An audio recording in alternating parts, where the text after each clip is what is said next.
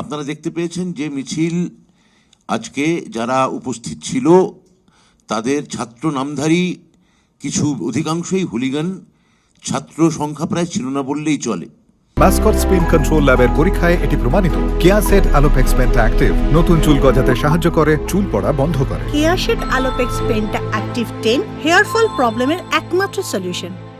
আজকে বিভিন্ন স্কুলে পরীক্ষা, ইউজিসি নেট পরীক্ষা, সেগুলোকে সম্পূর্ণভাবে অগ্রাহ্য করে, সেগুলোকে কোনোভাবে তোয়াক্কা না করে এই রকম একটা মানে হঠকারী, নৈরাজ্য সৃষ্টিকারী এবং অরাজকতা সৃষ্টি করতে যাওয়া গোটা রাজ্য জুড়ে, গোটা ভারতবর্ষ যেখানে আমরা সবাই বিচার চাইছেন, সেই বিচার না চেয়ে ওরা আজকে মৃতদেহ চাইতে গেলেন। ওরা বিচারের পরিবর্তে ওরা লাশের সন্ধানে বেরিয়ে পড়লেন। যে পুলিশকে প্ররোচনা দিলেন, আপনারা দেখেছেন পুলিশের আমাদের আইসির মাথা ফেটেছে, রক্তাক্ত হয়েছেন, বারবার প্ররোচনা দিয়েছেন, ওইখানে ব্যারিকেড ভেঙেছেন, সম্পূর্ণ এসে নবান্নর দরজায় যে ব্যারিকেড করা হয়েছে তাতে উন্মত্তের মতো বারবার লাথি মারা হয়েছে।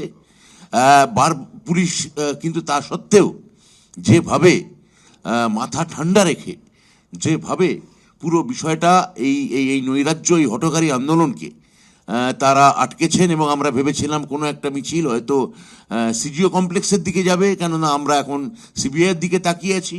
আমরা অধীর আগ্রহ অপেক্ষা করছি যে আরও অনেক বিচারের মতো সিবিআই নিশ্চয়ই এটা রবীন্দ্রনাথের নোবেল পুরস্কার মানে উদ্ধারের মতো এটা ঘটনা ঘটবে না, একটা সঠিক জিনিস ঘটবে। তো আমরা যখন সবাই সেদিকে তাকিয়ে আছি, সেখানে মৃতদেহের সন্ধানে তারা নবান্ন অভিমুখে একটা নৈরাজ্য সৃষ্টি করতে চাইলেন। এবং আজকে যখন সম্পূর্ণ তারা ব্যর্থ, মানসিক হতাশায় ভুগছেন, অবসাদে ভুগছেন, তখন এই ছাত্র আন্দোলনের নামধারী কিছু হুলিগানের কাজে তারা যখন নিজেরাও বুঝতে পারছেন যে এদের দিয়ে হবে না, তখন তারা পশ্চিমবঙ্গে একটা বাতিল পরিত্যক্ত শব্দ, তার নাম বন্ধ, 2 দশক ধরে যে শব্দটা বাংলাভাষী ভুলে গেছে, সেই শব্দটাকে তারা আবার কাঁধে করে একটা বড়ির মতো করে, একটা ট্যাবলেটের মতো করে, একটা ক্যাপসুলের মতো করে বাংলাভাষীকে গেলাতে চাইছেন, পশ্চিমবঙ্গবাসীকে। আমি পশ্চিমবঙ্গবাসীর কাছে অনুরোধ করব, এই পরিত্যক্ত শব্দ বন্ধ, যা আর আর আর আর এই বাংলায় কোনোভাবেই কর্মসংস্কৃতির জোয়ারে, উন্নয়নের জোয়ারে যা পশ্চিমবঙ্গবাসী ভুলে গেছে, তা সেটা আর নতুন করে সেখানে পা দেবেন না। আমরা কালকে সমস্ত জনজীবন সচল রাখবো। আমরা সমস্ত জনজীবনকে বলছি, সরকার সর্বতোভাবে, আপনারা দোকানপাট থেকে শুরু করে জনযাত্রা, জনজীবন স্বাভাবিক রাখুন। সরকার সর্বতোভাবে আপনাদের পাশে আছে, আপনাদের সঙ্গে আছে। এবং তার থেকেও বড় কথা, যে যে কর্মসূচির কথা চন্দ্রিমাদি বলছিলেন, আপনারা জানেন কাল 28শে আগস্ট, কাল তৃণমূল ছাত্র পরিষদের একটি বৃহৎ বাৎসরিক সমাবেশ আছে, এবং সেই বাৎসরিক যে প্রতিষ্ঠা দিবস, সেই উপলক্ষে রাজ্যের বিভিন্ন প্রান্ত থেকে, বিভিন্ন কোণ থেকে হাজার হাজার, লক্ষ লক্ষ ছাত্র ইতিমধ্যেই এসছেন, আগামীকাল তারা আরও আসবেন। ইতিমধ্যেই তারা নেতাজি ইন্ডোরে বা অন্যান্য জায়গায় তারা এসে উঠেছেন। বিভিন্ন এই কলকাতাতে তারা ইতিমধ্যে পা রেখেছেন, বিভিন্ন স্টেশন আমাদের ছাত্ররা ভরে গেছেন। এই সময় কালকের এই বন্ধ ডাকা, আমরা মনে করছি এর পেছনে একটা গভীর অভিসন্ধি আছে, প্ররোচনা আছেন। ওই আমাদের সমাবেশ থেকে আমাদের শীর্ষ নেতৃত্ব বার্তা রাখবেন, সেই বার্তা যাতে না দিতে দেওয়া হয়, তার জন্য এটাও একটা প্ররোচনামূলক, একটা অভিসন্ধিমূলক তাদের ষড়যন্ত্র।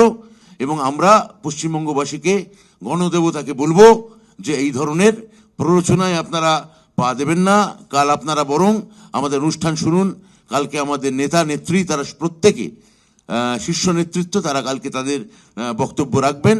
এবং আমি একই সঙ্গে পশ্চিমবঙ্গের অন্যান্য যারা শুভবুদ্ধি সম্পন্ন রাজনৈতিক দল আছেন, যারা আজকের কর্মসূচিতে যোগদান করেননি, কর্মসূচি তাদের আহ্বান করা সত্ত্বেও যোগদান করেননি, আমি তাদের কাছেও অনুরোধ করব যে আপনারা এই নৈরাজ্য সৃষ্টিকারী বন্ধ, এই জনজীবন অচল করে দেওয়া বন্ধ, এই হঠকারী বন্ধ, একে কোনোভাবে সমর্থন করবেন না। আমাদের পশ্চিমবঙ্গে যে বিচার, আমরা সে বিচার চাই হোক, যে জাস্টিস আমরা সকলেই চাই হোক, কিন্তু তার জন্যে এই রকমভাবে মৃতদেহ সন্ধান করে বিচারের পরিবর্তে এইভাবে ক্ষমতার মসনদ দখল করতে চাওয়ার যে অভিসন্ধি বারবার আমরা আজকে লক্ষ্য করেছি, তার ফাঁদে পা দেবেন না, এইটুকু অনুরোধ প্রথমে চন্দ্রিমা ভট্টাচার্য এবং তারপর আমি করলাম।